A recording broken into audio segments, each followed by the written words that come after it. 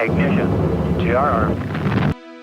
Walter Cunningham was born March 16, 1932 in Creston, Iowa. He joined the U.S. Navy in 1951, ultimately retiring with the rank of colonel from the Marine Corps in 1975. On October 11, 1968, Colonel Cunningham made his mark on history by piloting the Apollo 7 spaceflight mission for 11 days. In 1977, he published The All-American Boys, a memoir of his astronaut adventures. In 2010, he had had enough of bad science and publicly rejected the so-called scientific consensus surrounding man-made global warming, publishing a paper called Global Warming, Facts versus Faith. So what's happening is they're picking and choosing the data. They're not looking at the big picture, and it's very disturbing to somebody that's a legitimate scientist, a physicist. In 2013, he joined CFACT's delegation to the UN Conference on Climate Change in Warsaw, Poland.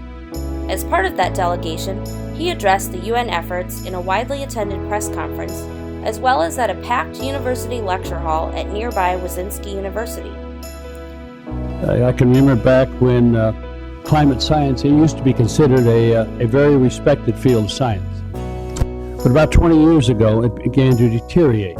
In 2014, Walt was a featured lecturer at the University of Minnesota Twin Cities.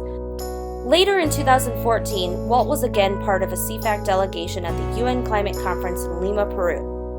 Walt took to the skies once more, this time to make the point that climate science isn't settled.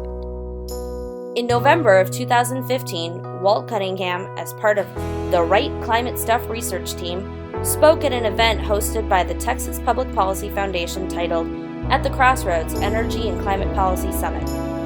For more than 40 years, people have been asking me about how fragile our planet appears from space. And I always have to tell them really what I was most impressed about was the beauty of our planet and the fact that we have survived changes in climate for 4.5 billion years.